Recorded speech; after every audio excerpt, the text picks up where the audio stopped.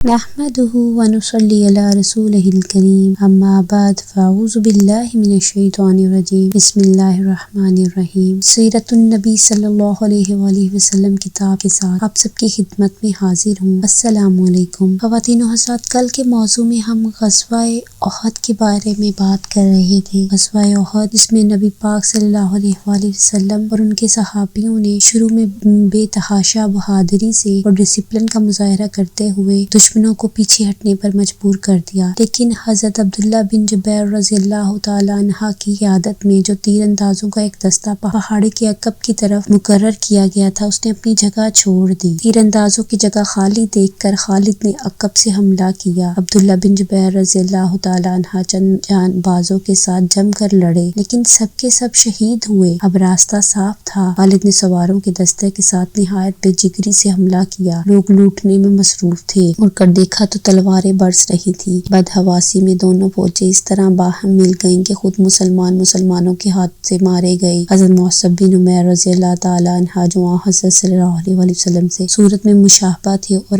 علم بردار تھے، ابن کمیہ نے ان کو شہید کر دیا اور غل مچ گیا کہ حضرت صلی اللہ علیہ وآلہ وسلم نے شہادت پائی۔ اس آواز سے عام بدحواسی چھا گئی، بڑے بڑے دلیروں کے پاؤں اکھڑ گئے۔ بدحواسی میں اگلی صفیں پچھلی صفوں پر ٹوٹ پڑی اور دوست دشمن کی تمیز نہ رہی۔ حضرت حذیفہ رضی اللہ تعالی عنہ کے والد اس کشمکش میں آ گئے اور ان پر تلواریں برس پڑیں۔ حضرت حذیفہ چلاتے رہے کہ میرے باپ ہیں، لیکن کون سنتا تھا؟ غرض وہ شہید ہو گئے اور حضرت حذیفہ رضی اللہ تعالی عنہ نے اثار کے لہجہ میں کہا، مسلمانوں، اللہ تم کو بخش دے۔ رسول اللہ صلی اللہ علیہ وآلہ وسلم نے مڑ کر دیکھا تو صرف 11 جانصاف پہلو میں ہیں، جن میں جناب علی مرتضی، حضرت ابوبکر، حضرت سعد بن ابی وقاص، حضرت زبیر، حضرت طلحہ، ان کا نام بعد تخصیص معلوم ہے۔ صحیح بخاری میں یہ روایت ہے کہ رسول صلی اللہ علیہ وسلم کی طرف صرف حضرت طلحہ اور حضرت سعد رہ گئے۔ اس ہلچل اور اضطراب میں اکثروں نے تو باہم ہمت بالکل چھوڑ دی۔ دشمنوں کی صفیں الٹے جاتے تھے، لیکن کعبہ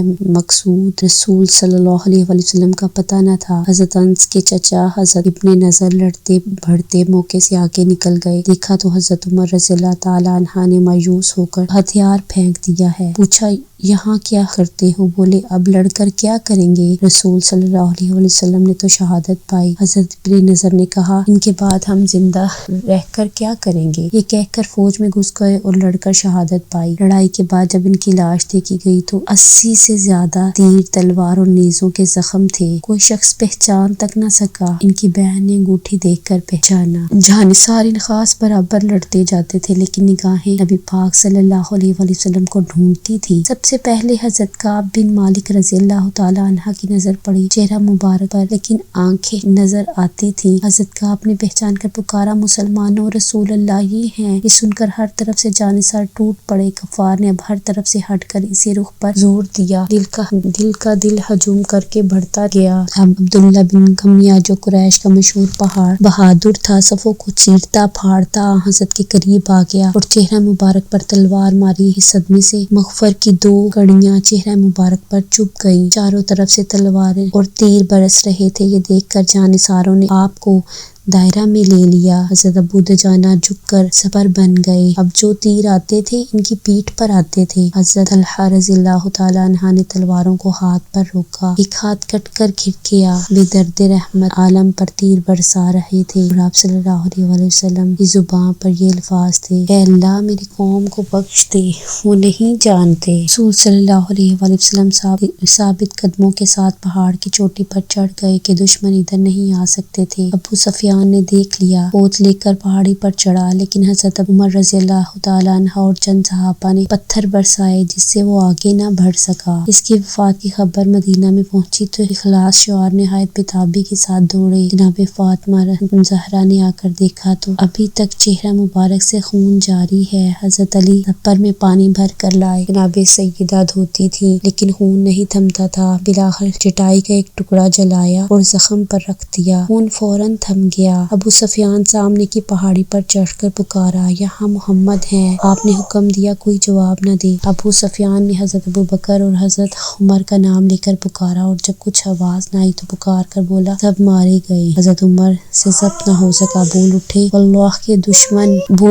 او اللہ کے دشمن، ہم سب زندہ ہیں۔ ابو سفیان نے کہا، دونوں فوجیں جب میدان سے الگ ہوئیں تو مسلمان زخموں سے چور تھے، تاہم یہ خیال کر کے ابو سفیان مسلمانوں کو مغلوب سمجھ کر دوبارہ حملہ آور نہ ہو۔ آپ صلی اللہ علیہ وسلم نے مسلمانوں کی طرف خطاب کر کے فرمایا کہ کون ان کا تعاقب کرے گا؟ فوراً 70 آدمیوں کی ایک جماعت اس مہم کے لیے تیار ہو گئی، جن میں حضرت ابوبکر، حضرت زبیر رضی اللہ تعالیٰ عنہم بھی شامل تھے۔ ابو سفیان عہد سے روانہ ہو کر جب مقام روحا پہنچا، یہاں خیال آیا کہ کام ناتمام رہ گیا۔ حضرت صلی اللہ علیہ وآلہ وسلم کو پہلے ہی سے گمان تھا۔ دوسرے ہی دن آپ صلی اللہ علیہ وسلم نے اعلان کرا دیا کہ کوئی واپس نہ جائے، چنانچہ حمراء الاسد تک جو مدینہ سے 8 میل ہے تشریف لے گئے۔ اس وقت قبیلہ خزاعہ اس وقت ایمان نہیں لایا تھا، لیکن در پردہ اسلام کا طرفدار تھا۔ اس کا رئیس معبد خزاعی شکست کی خبر سن کر حضرت صلی اللہ علیہ وسلم کی خدمت میں حاضر ہوا اور واپس جا کر ابو سفیان سے ملا۔ ابو سفیان نے اپنا ارادہ ظاہر کیا۔ معبد نے کہا، میں دیکھتا آتا ہوں محمد صلی اللہ علیہ وآلہ وسلم اس سر و سامان سے آ رہے ہیں کہ ان کا مقابلہ ناممکن ہے۔ غرض ابو سفیان واپس گیا۔ یہی واقعہ ہے۔ اسی کے ساتھ ہمارا غزوہ احد کا چیپٹر مکمل ہوتا ہے۔ آپ سے اجازت چاہوں گی۔ اللہ حافظ۔